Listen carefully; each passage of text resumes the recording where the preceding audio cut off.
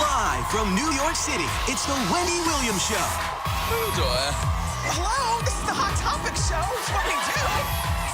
We won't judge, but we're judging. It's going to be juicy.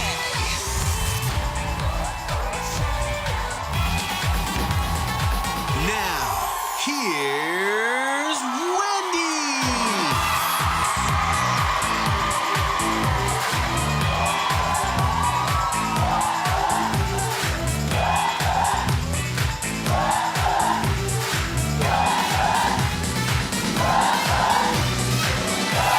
And we're back. Thank you for watching our show today. And say hello to my co-host, my studio audience. Nice. So good, it's Friday. I'm ready to get going. Let's get started. It's time for Hot Topics.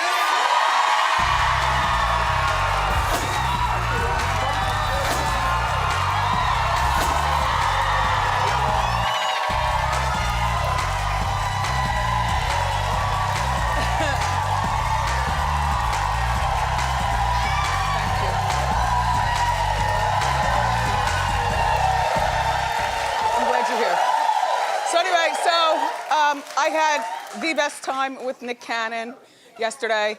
After the show, he posted this picture and he wrote that he had a great time and tried to keep it as honest as he possibly could. And hopefully, I guess he didn't offend anybody, blah, blah, blah. Look, I had an incredible time with Nick, so thank you, Nick. Thank you very much. And hopefully you won't get too much aftermath. Okay, so the upcoming Whitney Houston documentary is causing a lot of buzz. Have you heard about this? All right, well, it's called Whitney, Can I Be Me? And it premiered this week at the Tribeca Film Festival.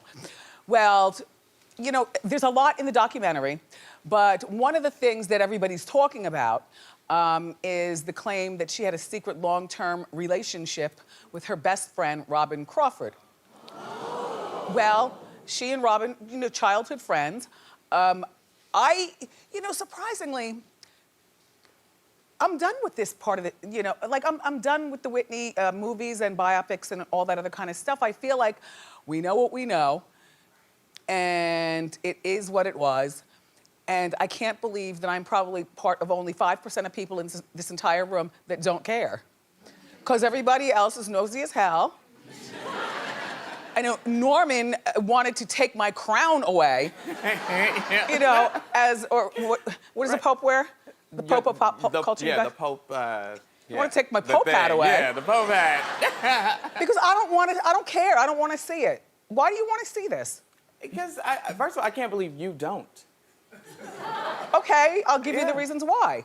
First of all, I've been talking pop culture for the better part of 30 years of my career.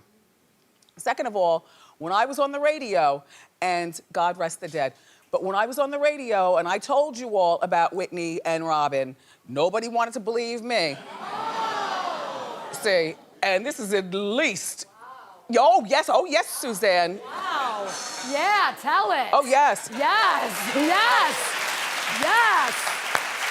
You know, then again, I don't blame you. You know, it took you time to catch up to, you know, the real news being the pop culture news. And so now you understand why I do what I do. But back then, I was a lone wolf talking a lot about a lot of people. And this is one of the things that I talked about. And everybody's like, shut up. I'm like, okay. And then she went on, and they had that movie on TV, which I thought was excellent. That Lifetime, I think it was on Lifetime. It was excellent. It told everything I needed to know. They say that the downfall of Whitney, played out in this movie, started when Robin left her life. Yes, and if you watch the movie, remember, it was when Whitney met Bobby, and Whitney was not introduced to drugs by Bobby, but certainly Bobby and Whitney were like the Bonnie and Clyde of the Get Down. According to the movie, according to the books that have been published, and so on and so forth. We all saw in the movie that Robin and Bobby had they just did not get along. And Whitney was like tugged in the middle. So they didn't really play it out in the movie. It was more of an implication as to how Whitney and Robin parted ways. But it was not an implication that Bobby and Robin didn't get along. But you know how that goes. Whitney was sickly in love with Bobby at the time. They were having a really good time. Everybody's young, everybody's, you know, having fun.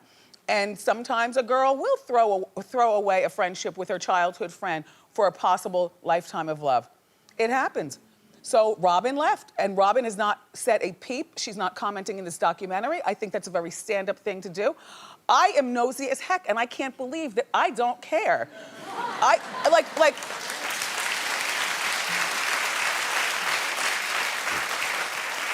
It's like kind of one of those things, you know, when you know stuff, but nobody wants to believe you, and then all of a sudden they believe stuff, and now you're like, I've moved on to other stuff. So I've moved on to other stuff. But the documentary will be on Showtime in August.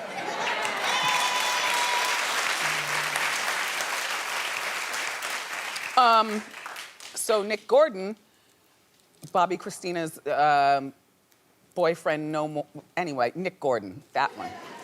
Nick Gordon has a new girlfriend and apparently misses the limelight of us talking about him. And so she posted a picture with the caption, my sweet, considerate, protective, loving, charismatic, entertaining, compassionate, comforting, warm-hearted, outstanding, simply incredible boyfriend. I am beyond blessed because you're the best. Well, you know, everybody deserves happiness. He was found not guilty, which is, you know, I think he's doing community service or whatever. They did not, he was not found guilty with having anything to do with the death of Bobby Christina. The description of him, well, she thinks he's the bee's knees. That's not what I saw when I was watching Dr. Phil. He was a mess. And he owes the family $36 million. So between the two of you, you're gonna have to have at least 10 jobs. And then I'm thinking ahead, because she's so in love. Now, how are you gonna take care of the babies? There are no babies, but I'm just, you know, I'm projecting. You know, she's holding, cute girl, she's holding on to him for dear life. What are you doing with him? Like, what is your lack of self-esteem that you would have to be with Nick Gordon? And I'm not saying that Nick Gordon's a bad man, but do you want your daughter being with Nick Gordon? No. Everybody deserves a second chance, but not this close. Oh, I know, dearie. You want fame. Yeah. Okay. Because fame is kind of like a drug, you know what I mean? You get, you know, I mean, and Nick allowed her to post this. You would think that he's like, I am in such hot water in the court of public opinion, plus I owe $36 million. There is no way I want any social media, nothing. Take that down right now. And if you're that kind of girl, then I don't want to go out with you. Why didn't he say that? Oh, he misses the limelight too. So now you got it, here you all are sitting up on Hot Topics. Well, I'll tell you something right now, young lady. So we're talking about you on Hot Topics. That's fame number one. You know, maybe this will get a little pickup on Entertainment Tonight. That's fame number two. Maybe they'll write about it in the National Enquirer if you do enough with him. That's fame number three. Oh, I know. Maybe you'll get pregnant and then a reality show. Don't be a fool, young lady. I gotta tell you. That's like, you know, and there's nothing wrong with a desire to be famous, but this is called fame by any means necessary. I'll tell you what, Norman does not have a desire to be on this TV right now. He literally, he's not Mr. I go into hair and makeup and stuff. He is a worker bee, and it just so happens that I adore him and I like his commentary. And so this little thing is not, this is not a staged thing. I enjoy talking to him. But then, you know, I forget after I speak with you that I'm used to being a celebrity, but I've dragged very innocent people into it. Right. Does anybody ever throw anything at you in the streets? No one throws anything at me. Are you famous? I'm not famous, although... I heard a story, though. Okay, so there's a Whole Foods around the corner, and this is in Chelsea, Manhattan, so there are a lot of celebrities around here, right? Norman's minding his own business. Leslie Uggams, the legendary actress, comes up to him and is like, Norman, is that you? Norman's like, oh my God. How did that feel? I was like, oh my God, Leslie Uggams. You were fanning out to her. I fanned out to her, she fanned out to me. I was like, you're the star of stage and screen. I find that story very, very funny. Suzanne? Yes. I know that you go on the train sometimes. Well, I'll tell you a funny story, not to upstage his funny story, but I was in the store the other day doing a self-checkout, and I couldn't figure out the bananas. So I turned around and I said, I need help with the bananas. And the woman goes, oh, how you doing? And I said, that's the most unglamorous thing. Yeah. I'm like, I need help with the bananas. Yeah, I know. People That want a wasn't very conversation. glamorous. Yeah, His no. is more glamorous. Norman's story's more glamorous. So, well, do you want to hear an unglamorous story? Patti Labelle. Patti Labelle got a huge scare in a sequestered area of, she was at the Barnes & Noble's? Barnes & New York Noble City. signing her cookbook. Oh, and this is a 70-year-old woman minding her own business. Now, you know she's part of the shady bunch of old crows. We talk about that. You know, Patti, I mean that in the best way. You know, God willing, we'll all be old crows one day. But, yes. But, so here she is. She's signing her book. She's Miss Labelle. She's 70 years old. And you think everybody loves Patti Labelle. Next thing you know, take a look what TMZ caught. Shame on you for supporting the fur industry. Fur trade, death trade, fur trade, death trade, fur trade, death trade, fur trade, death trade, fur trade. There's blood on her hands. Patti LaBelle has blood on her hands. Patti LaBelle has blood on her hands. Patti LaBelle has blood on her hands.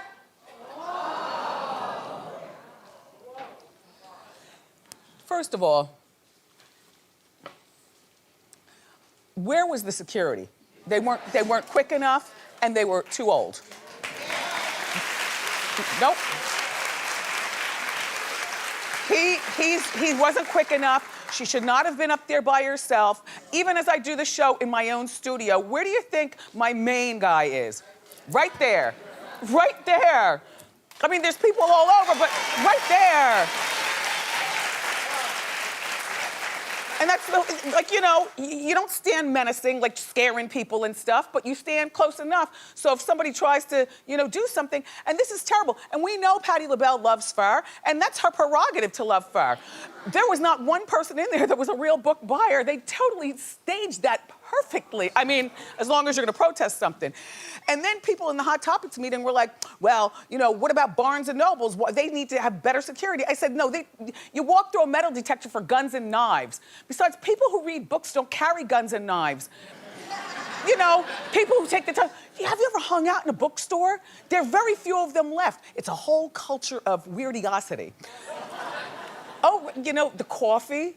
And if you go to a really good one, they have the ceramic coffee cups. They're not even, you know, the ceramic coffee cups and whatnot. It's civilized, and people mind their own business. This is terrible. Look, the same thing happened, though, to Kelly Rowland a few weeks ago. Take a look at this.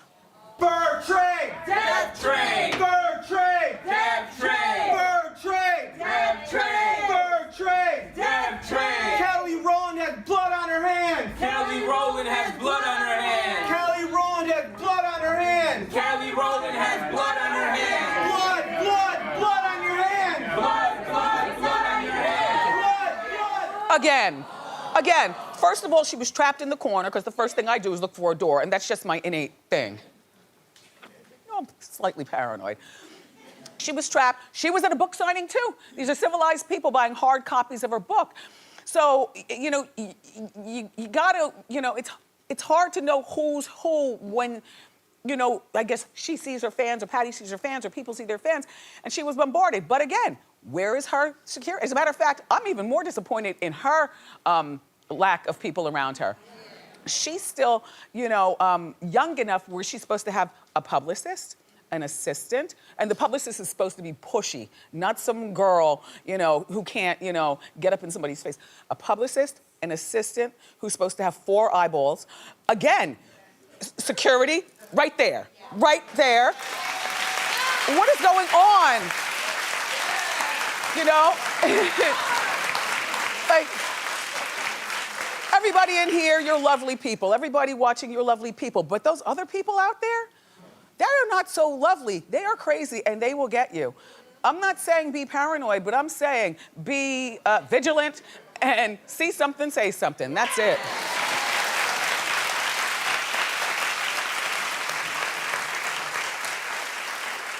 And they talk in their wrists like this around here. I don't know exactly what that is. I'm like, what the presidential is going on? Anyway, Elton John, you're heading for divorce if you don't slow down. Or an untimely death. Well, let me just put the cards on the table. He's 70 years old. I love his wigs. He does like I do. You just shake it out and put it on. I mean, on the show, that's not how it is. She uses a lot of hairspray and stuff, but in real life, you just shake it out and throw it on. So he's 70 years old. And, but you all, he might not live to be 71. He recently contracted a rare and potentially deadly infection while touring in South America. He spent 2 nights in the intensive care and then popped out, and he's already making plans to do more. Now, because this happened to him and he was in the hospital, they forced him to cancel 6 weeks of concert. He was in the middle of touring right then, the next 6 weeks. Then he'll go back on the tour and continue around the world. Now, I'm not saying 70 is old, but there's a time to sit back and enjoy your children. His kids are still, like, young. You know, he's married, but not for long. His husband has been, he's gonna be the one to stay back, you know, at home and take care of the kids. And Elton's gonna be touring the world. He made a promise, though, to his husband and kids to slow down. Now the kids are 4 and 6 years old. I think that he's probably been on the, look, it looks like a puppet show, doesn't it? It looks like a puppet show. I think that,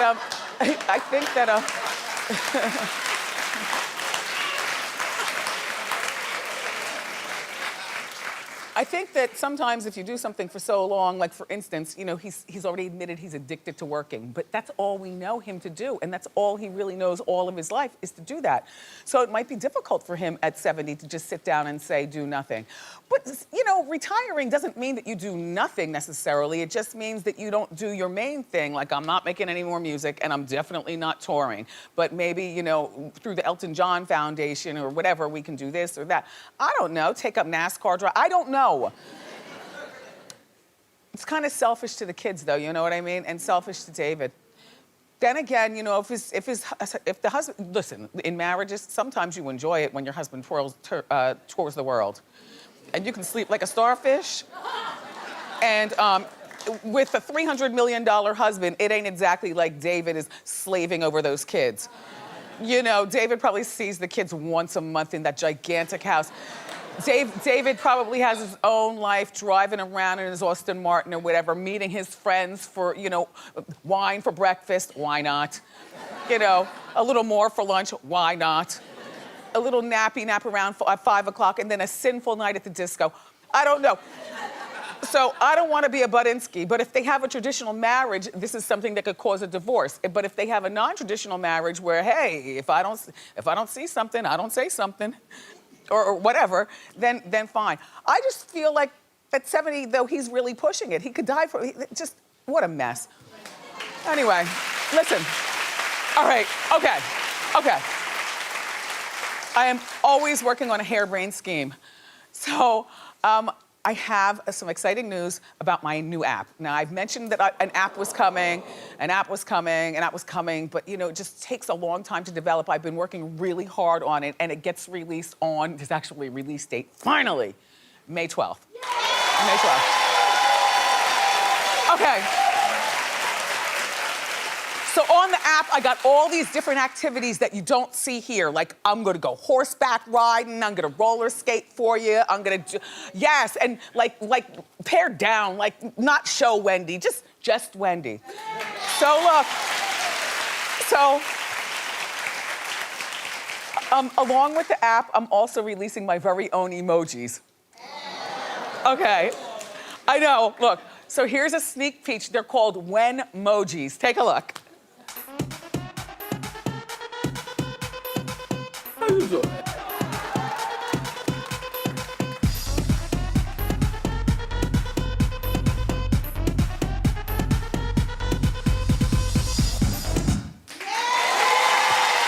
Available May 12th. All right. Well, you know what that means? That means I'm rich. Oh. money from heaven. That music means it's time for Wendy's big Vegas giveaway. Hit it.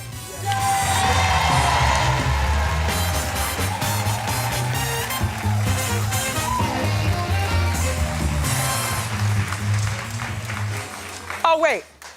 Let's get today's caller on the line.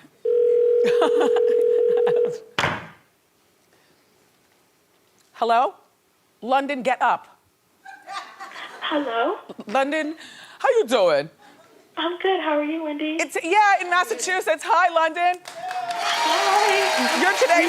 You're today's contestant on Wendy's Big Vegas giveaway.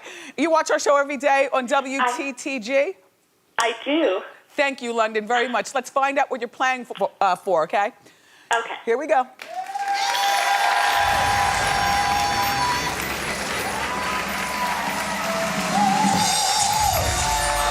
Perfect.